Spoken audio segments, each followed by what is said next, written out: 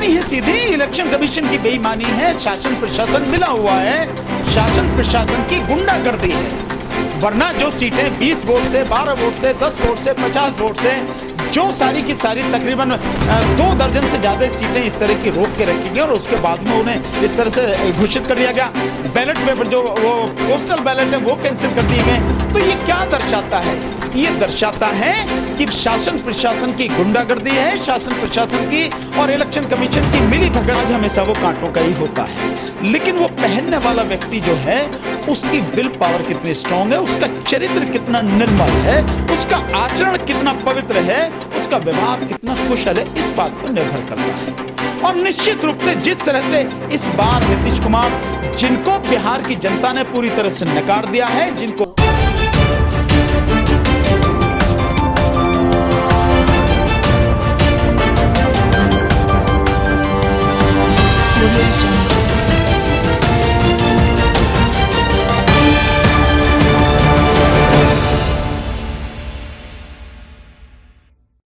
जी sir, मुझे ये बताइए कि जैसे कहीं जो जितने भी सीटें हैं बीजेपी की, अगर मैं एनडीए की बात करूं तो कहीं से 100 वोटों से जीत रहे हैं, कहीं से 150 जीत रहे हैं। लेकिन वहीं अगर मैं पोस्टल बैलेट की बात करूं तो 800-900 जो पोस्टल बैलेट है वो निरस्त कर दिए थे। तो सर इस पर क्या कहेंगे? बेईमानी है सीधी, इलेक्शन कमीशन की बेईमानी है, शासन प्रशासन मिला हुआ है, शासन प्रशासन की गुंडागर्दी है।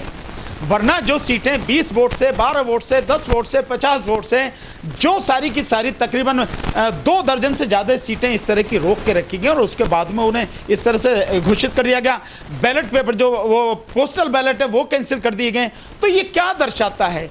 ये दर्शाता है कि शासन प्रशासन की गुंडागर्दी है, शासन प्रशासन की और इलेक्शन कमीशन की मिली भगत है, वो सरकार के तलवे चाट रहा है। और ये सब कुछ बीजेपी के और जेडीयू के इशारे पर सब कुछ हुआ है। सो न केवल ईवीएम में धांधली है, वीवीपैट में धांधली है, इसके साथ साथ शासन प्रशासन की गुंडागर्दी भी है। अन्यथा उनको रोकने का क्या मतलब? जब 119 सीट डिक्लेयर कर दी गई, उसके बाद में आप 110 उनकी कैसे पहुंच गई भाई? आप बताएंगे, आपके पास कोई उस तरह का कारण नहीं है। इलेक्शन कमीशन को अगर ये मान लीजिए आप कि मैं ये सवाल उठा रहा हूं, मेरा सवाल झूठा ही है, ये मान लीजिए, तो इलेक्शन कमीशन को इस बात की सफाई देनी चाहिए प्रमाण से। उसे क्या दिक्कत है? ये देखिए भाई, ये है रिकॉर्ड, ये हमने सारी रिकॉर्डिंग कराई है, सब कुछ ये है, आप देख लीजिए इसमें कहां गलत है, कहां से क्यों नहीं करता। लेकिन जब आप बेईमानी करने पर तुले हुए हो, पर्टिकुलर पार्टी के लिए आप बेईमानी कर रहे हो, तो फिर आप जवाब नहीं दोगे। और इलेक्शन कमीशन इसीलिए जवाब नहीं देता। आप देखेंगे कि 2019 का जो चुनाव हुआ लोकसभा का, उसमें 373 लोकसभा सीटों पर 8,000 से लेके 18,000 तक वोटें ज्यादा निकली जो वोटें पड़ी थी उनसे, यानी जितनी वोटें पड़ी हैं उनसे 8,000 से 18 वोट ज्यादा निकली। ये पूछा जाए ईवीएम मशीन सही है तो कैसे निकली भाई? आप दीजिए इसका जवाब। इलेक्शन कमीशन से जब ये पूछा, द क्विंट ने ये सवाल पूछा, तो उसने 4 बार उन्होंने जो अपने जो इसके लिए जो एप्लीकेशन दी, भैया इसका जवाब दो, इसका जवाब दो। जवाब तो दिया नहीं, बल्कि इलेक्शन कमीशन की वेबसाइट पर जो वो आंकड़े पड़े थे, डाटा पड़ा था, डाटा ही हटा दिया। उसके बाद उनसे पूछा गया कि भाई जो तुम्हारी जो वीवीपैट मशीनों की गिनती हुई है उसी का आंकड़ा दे दो। इलेक्शन कमीशन कहता मेरे पास आंकड़ा नहीं है। भाई अगर आपके पास आंकड़ा नहीं है तो किसके पास होगा? मैं इसलिए ये सारी चीजें बता रहा हूं कि ये सब कुछ रिकॉर्ड है, और ये रिकॉर्ड होते हुए भी आप लोग मतलब सड़क पर उतरने को तैयार नहीं है, विपक्ष संघर्ष करने को तैयार नहीं है। अरे इससे ज्यादा भी कोई तुम्हारी जो है बेईमानी के लिए और कुछ चाहिएगी? ये केवल यही नहीं है। आप लोकसभा के चुनाव की ही मैं आपको बात बताता हूं कि जो व्यक्ति कैंडिडेट है, वो कैंडिडेट अपने लिए तो वोट देगा, ना दे उसके घर वाले भी, उसकी बीबी भी ना दे, मां ना दे, भाई ना दे, बाप ना दे, बेटा ना दे, कोई ना दे, वो खुद के लिए तो वोट देगा। जिस बूथ पर उस कैंडिडेट की वोट है उस पर एक भी वोट नहीं निकले, 0 वोट निकल रही उसकी, इसे क्या माना जाएगा? क्या ये गड़बड़ी नहीं है?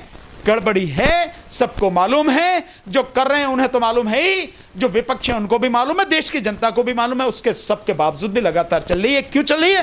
क्योंकि विपक्ष बिल्कुल बेकार हो चुका है, संघर्ष करने उसके बस की नहीं रहा, और जनता सड़क पर आ नहीं रही है। जब तक जनता सड़क पर नहीं आएगी तब तक ये संभव नहीं है, इसको हटाया जा।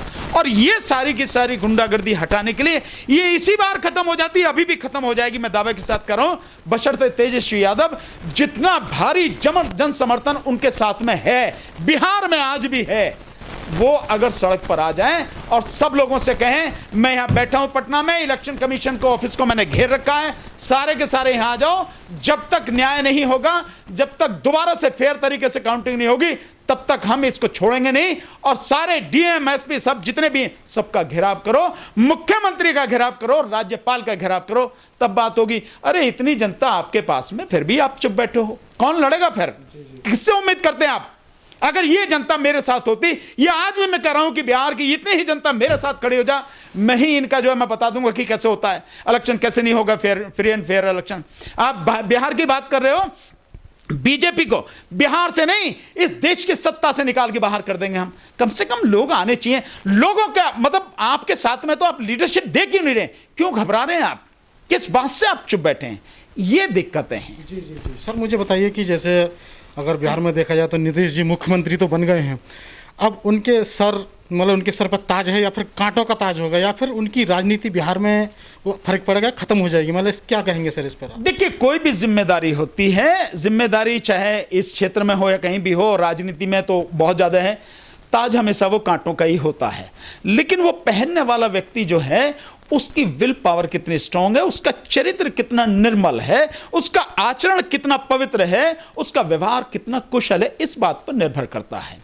और निश्चित रूप से जिस तरह से इस बार नीतीश कुमार, जिनको बिहार की जनता ने पूरी तरह से नकार दिया है, जिनको कोई बहुमत नहीं है, वो मुख्यमंत्री बने बैठे हैं और बीजेपी का हंटर हाथ में है, तो आप समझ रहे हैं कांटों का नहीं, पता नहीं काहे का ताज है, तो आप इसे फूलों का ताज तो छोड़ ही दीजिए।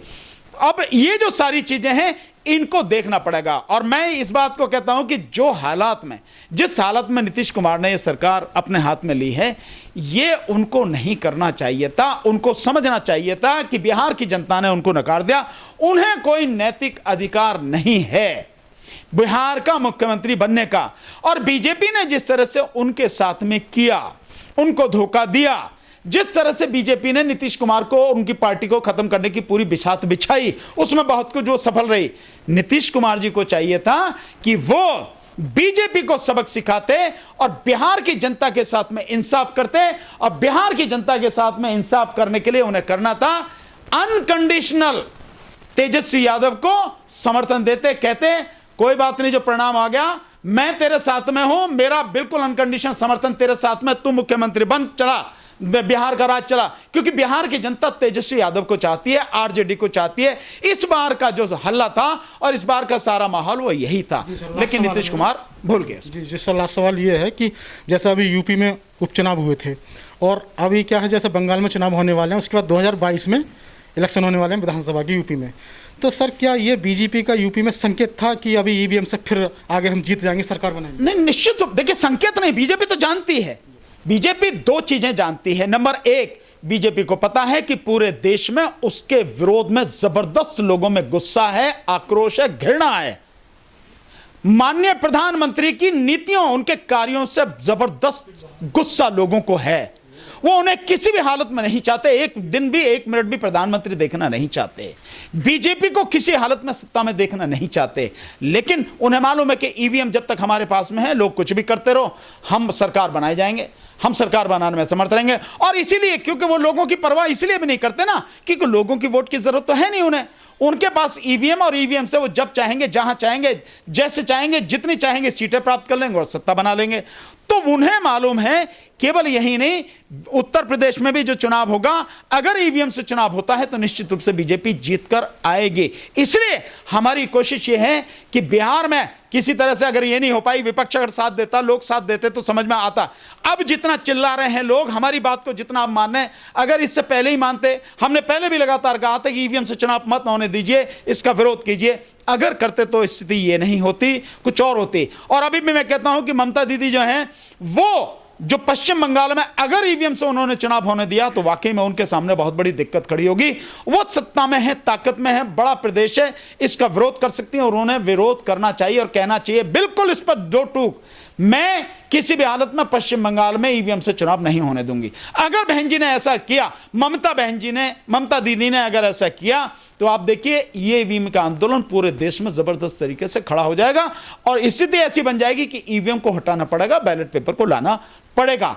और एक चीज, जो उत्तर प्रदेश है, उत्तर प्रदेश पहले कभी बीजेपी की प्रयोगशाला होता था हिंदुत्व की, वो होता था आपका गुजरात, आज प्रयोगशाला है उत्तर प्रदेश। इसलिए उत्तर प्रदेश में निश्चित रूप से वो सारी चीजें करेंगे और हम उसी के लिए कि ऐसा ना हो, हम लगातार ये काम कर रहे हैं कि ईवीएम का विरोध हो, ईवीएम हटे। इसीलिए हम पहले भी आंदोलन कर रहे थे, अब भी लगातार आंदोलन कर रहे हैं और अभी हमने 26 नवंबर 2020 को, यही जो अभी जो 7-8 दिन बाद होना है, दिल्ली के जंतर मंतर पर दिन के 2 बजे 26 नवंबर को एक जबरदस्त आंदोलन की हमने घोषणा की हुई है। लोगों से हम रिक्वेस्ट कर रहे हैं सब लोग जितने भी ज्यादा से ज्यादा हो सके उसमें पार्टिसिपेट करें, क्योंकि मेरा आंदोलन नहीं, ये सबका आंदोलन है, हर किसी का आंदोलन है। ईवीएम से हर किसी को दिक्कत है, ईवीएम टॉप पर है हमारा, क्योंकि हम नहीं चाहेंगे किसी हालत में कि उत्तर प्रदेश में ईवीएम से चुनाव हो। लेकिन इसके अलावा बीजेपी की जो और नीतियां हैं, मोदी जी सरकार की और जो नीतियां हैं, चाहे वो किसानों की विरोध में हो, चाहे मजदूरों के विरोध में हो, चाहे महिलाओं का मामला हो, चाहे पूर्व सैनिकों का मामला हो, वन रैंक वन पेंशन का मामला हो, चाहे मेडिकल फैसिलिटीज का देश में जो हालत हो गई उनका मामला हो, और चाहे सीए एनआरसी का मामला हो, चाहे यूएपी और एनएसए कानून का जो जबरदस्त तरीके से मिसयूज किया जा रहा है, बेगुनाहों को जेल में डाला जा रहा है, चाहे भीमा कोरेगांव का मसला हो, चाहे 2 अप्रैल का मसला हो, ये सारे के सारी जो चीजें हैं, इन सबको लेकर हमारा विरोध प्रदर्शन है 26 नवंबर 2020 को, यानी अब से 7 दिन बाद दिल्ली में जंतर मंतर पर। हम चाहेंगे सब लोग आए। जी बहुत बहुत धन्यवाद आपका। तो अभी ईवीएम पर पूरे देश में सवाल उठ रहे हैं और वहीं 26 नवंबर को जबरदस्त आंदोलन होने वाला है, जन आंदोलन का रूप लेगा ये। और आप देख रहे थे खबरबुद्धा टाइम्स, मैं सुबोध कुमार।